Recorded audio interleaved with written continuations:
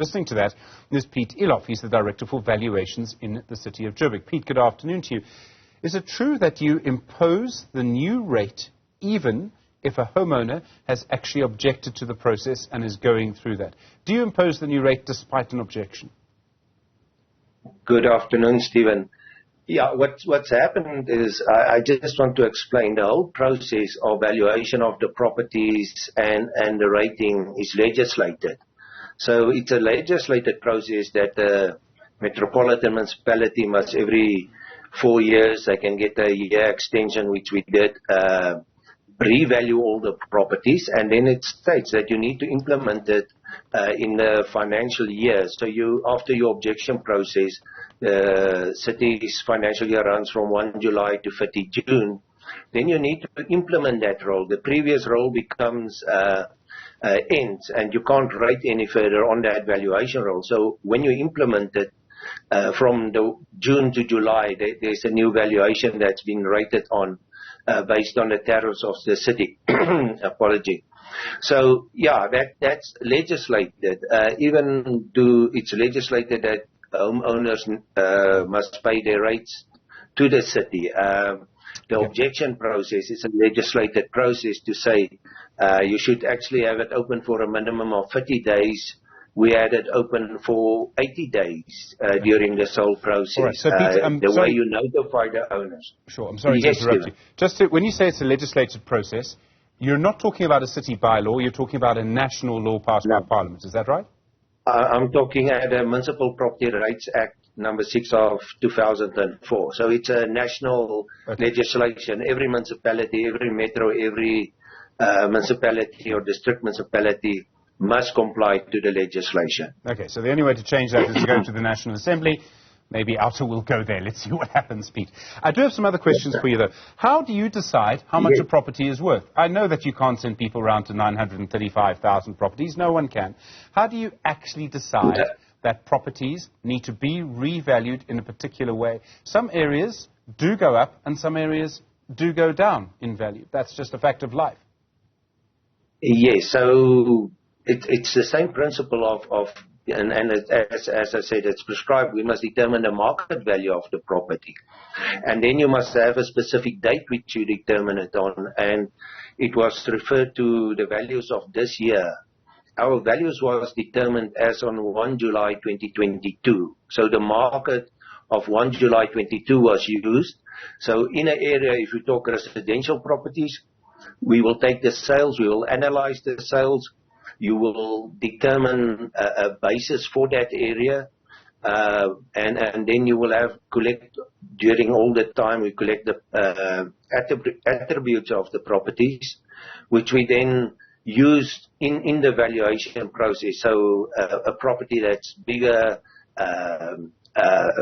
better finishes or surroundings and location of that depends where the sales are, and then what we call mass valuation, where we use computerized systems to apply this basis. So basically you determine to say a typical property in a specific area, what will that value be? And based on your sales that you've analyzed, you will determine a value of that property, and that will be compared to the other properties, adjusting upwards, downwards, depending on the various factors that you use in your modeling, and that will calculate the values of the properties.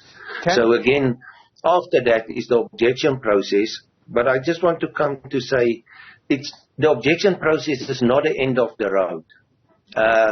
If people comes now and yes, there's been a value increase, there's been a tariff increase on the properties, but if a person didn't object, there's a process, what we call a query process, and the legislation makes provision to say, if a property was valued incorrectly, we can revalue that property and calculate the correct value for that. And the owner will have the same opportunities as in an objection process to contest that if they disagree with that. So there are a process, what we call a query process, that follows throughout the life of the valuation role, where owners can come, we call it, they log the query, it gets investigated and then adjusted. If the value gets adjusted downwards, let's say we valued it at 5 months. I'm sorry to interrupt. There's quite a lot to get through, and I understand the process, and I think that people are getting a better understanding, and I appreciate that. Property values can go down too, right, in your process? Yes. Okay. Do you know how many properties, roughly, if you have it, how many properties went up in value and how many went down? Are those figures publicly available? Yeah, I haven't got it with me now. I didn't prepare for that question, but let's say more properties went up than that went down, but throughout the city, unfortunately, I don't have those stats, and I'm just going to... I realize it's a left field question. I'll tell you where I'm going with it now. It's just a general point. So if we take some middle-class suburbs in Joburg, right? I happen to live in Joburg, so I have some personal knowledge of this.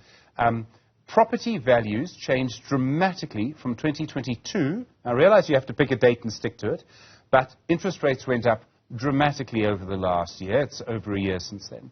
So prices are probably lower now in Joburg than they were on the date that you told us, the 1st of July 2022. This may be out of your control, but let me finish the point. In Cape Town, middle-class areas have increased in value. Every estate agent tells me. We all know why that is. People are leaving Joburg, partly because of bad services, middle-class people if they can, and going to Cape Town, partly because of better services. So what's happening then is that we might find that people are now paying higher than the actual value of the property because of the time in which you did it. If you'd done it, for example, at the start of the hard lockdown, no one knows what value you would have. Is that a problem? And that gets to Outer's point, that perhaps you shouldn't do it every 4 or every 5 years, but on a more continuous basis. Yes, I agree. It should be, if we could, and I think every municipality strives to do it on a more regular basis.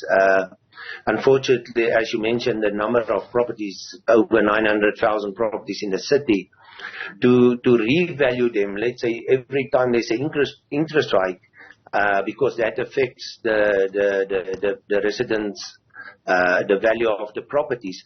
It's not a possibility. So that's we strive to get to a point where you've got enough information, the systems and everything to be able to, let's say on an annual basis, revalue the properties. It would be great to do that, because then your property values would sort of, as they increase, be gradually implemented in the system. Instead of from 1 month to another month, you've got a certain percentage that it goes up.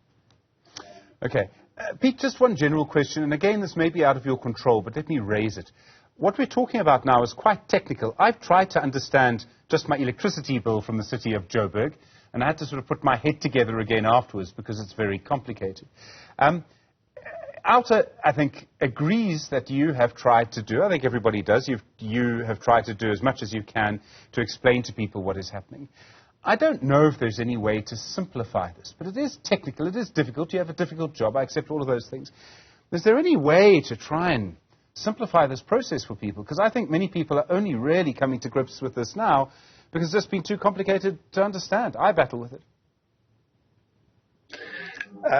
I think the one process that's maybe is because your objection process is before the implementation of the valuation process. So when the owner sees the value and is, let's say, satisfied with the value, he will only realize the effect on his pocket when it's implemented, when he actually gets his bill, because going with the valuation, although when we value the properties, we determine the market value, and that's the intention, to say we must determine the market value irrespective of who lives in the property or what's the income the city needs to supply services and that. So you look at the definition of willing buyer, willing seller, but sort of the process to say the owner looks at the value, but he only sees the effect of that value on his pocket 4 or 5 months later.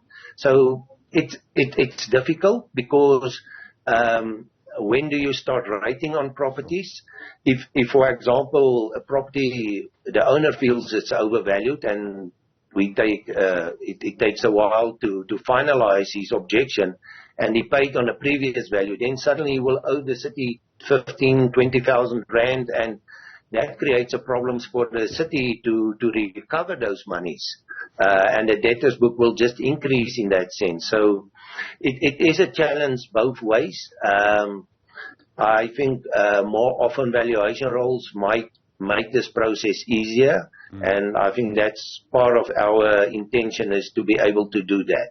Piet Eloff, thank you. Director for Valuations for the City of Joburg. My thanks also to, from the organisation Undoing Tax Abuse, Julius Kleinhans, their Social Innovation Executive. It is complicated.